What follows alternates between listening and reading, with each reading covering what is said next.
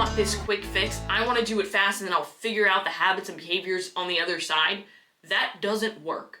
That quick fix, that super intense restrictive diet or that super intense restrictive exercise program, you think it's the quick fix. You think it's going to deliver results faster. However, it doesn't.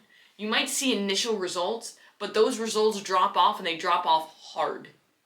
And then you usually put your body in a worse spot. And you put your mind in a worse spot because that constant introduction of failure, you think something's wrong with you. It's not you, it's your approach. These quick fixes don't work. And these quick fixes aren't the fastest way and the most effective way to achieve results. The sustainable fat loss journey, the sustainable habits, the sustainable behaviors, that is truly the most effective and the fastest way for you to achieve the best results, whether it be fat loss, muscle building, performance in 2025 and beyond. So in this episode, I'm going to go over 6 science-based strategies to achieve sustainable fat loss in 2025, meaning that you'll achieve results in 2025, but you'll be able to sustain it through 2026, 2027, 2028, hopefully a lifetime. Because this is a lifestyle. This isn't a quick fix.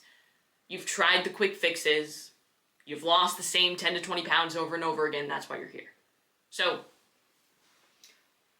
I'm going to break them down one at a time because I want you guys to fully understand each and every one. And, I would really highly encourage you, if you're not driving, to take notes, whether it be, you're sitting there and you're writing it down in your notebook while you're watching this or listening to this, or you're on a walk, or you're doing some sort of cardio, and you're just listening in your headphones while you're doing this. Why don't you just write it down in notes on your phone? Because these 6 things are going to be the foundations. They're going to be the framework that's going to get you to where you want to go.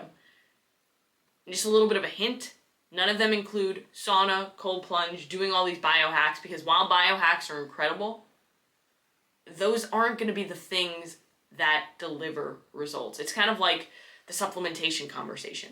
So I work with a company called First Form, and they sell supplements. A lot of my clients take supplements that I recommend to them. I take many supplements every single day. They help with my performance. They help me reach my goals. However, if I wasn't following an appropriate nutrition plan for my goals, if I wasn't training hard and recovering, then those supplements wouldn't do anything for me.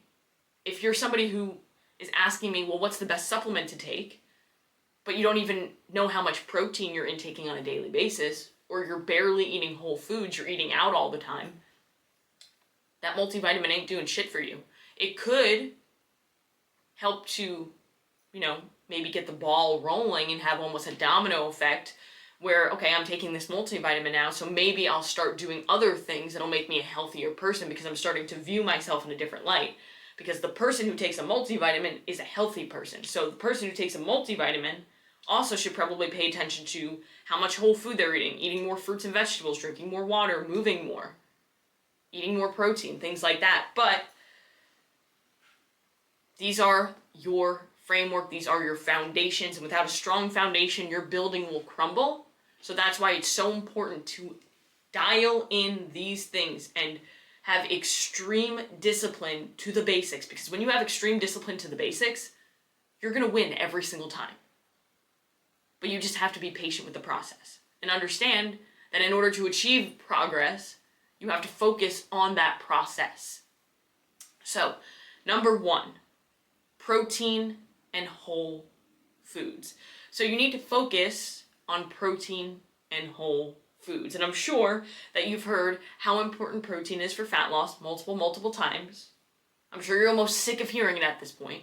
And you've probably heard, nutrient-dense foods are going to be the best way for you to accomplish your goals for a multitude of reasons. 1, they're more satiating. 2, they have more nutrients that are actually going to give your body things that it needs for energy production, for focus, for performance, for hormone regulation. But they're also very difficult to overconsume. Not impossible, but they're more difficult to overconsume because of the satiety factor. If I were to tell you, hey, why don't you go ahead and eat a plate of chicken, rice, and broccoli versus, hey, why don't you go and eat the same calories in Oreos, you're eating those Oreos and you eat those same calories and it happens really fast and you're not satiated. You want more and more and more. So you eat the Oreos and then you eat the chicken, the rice, and the broccoli. And now you're in a calorie surplus and you're not accomplishing your goals and you can't seem to figure out why.